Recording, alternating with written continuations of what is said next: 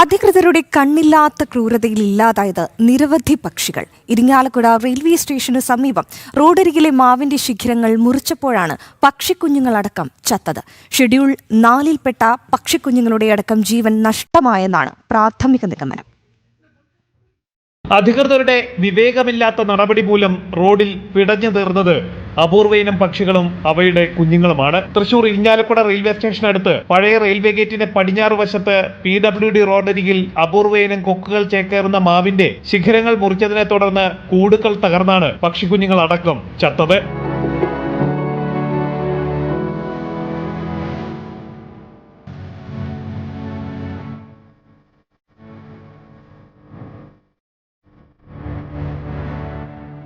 റോഡിനോട് ചേർന്നുണ്ടായിരുന്ന മാവിന്റെ ശിഖരങ്ങളാണ് മുറിച്ചു മാറ്റിയത്. നിരവധി പക്ഷികൾക്ക് ഗുരുതരമായി പരിക്കേൽക്കുകയും ചെയ്തു. അലമുറയിട്ട് കരയുന്ന പക്ഷികളുടെ ദൃശ്യങ്ങൾ ആരുടെയും കരളലിയിക്കുന്ന കാഴ്ചയായിരുന്നു. സ്വാതന്ത്ര്യദിനത്തിന്റെ അവധി ചൂഷണം ചെയ്താണ് മരമുറി നടന്നത്. മാള PWD എഞ്ചിനീയറുടെ ഉത്തരവ് പ്രകാരമാണ് മരം മുറിച്ചതെന്നാണ് കരാറുകാർ പറയുന്നത്. പക്ഷി നിരീക്ഷകനായ KS റാഫി, പരിസ്ഥിതി പ്രവർത്തകനായ രാജ്കുമാർ നമ്പൂതിരി എന്നിവരും നാട്ടുകാരും ഇടപെട്ടതിനെ തുടർന്നാണ് മാവ് പൂർണ്ണമായി മുറിക്കാനുള്ള നീക്കം ഉപേക്ഷിച്ചത്.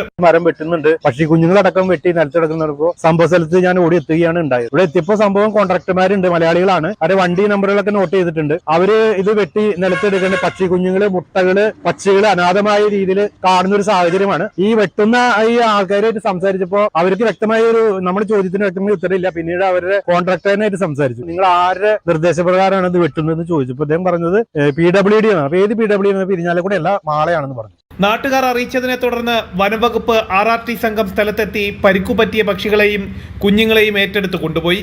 തുടർന്ന് ചിമ്മിനി ഡിവിഷനിലെ മൊബൈൽ സ്ക്വാഡ് സ്ഥലത്തെത്തി വിവരങ്ങൾ ശേഖരിച്ചു. 2 മാസങ്ങൾക്ക് മുമ്പ് അല്പം അകലെ ആളൂർ ജംഗ്ഷനിലെ നാട്ടുമാവുകൾ ഒരവധി ദിവസം മുറിച്ചു മാറ്റാൻ ശ്രമിച്ചത് വലിയ എതിർപ്പുകൾക്ക് ഇടയാക്കിയിരുന്നു. ആളൂർ വൃക്ഷ സംരക്ഷണ സമിതി പ്രവർത്തകരുടെ ഇടപെടലിനെ തുടർന്നാണ് മാവുകൾ മുറിച്ചു മാറ്റാൻ കഴിയാതിരുന്നത്.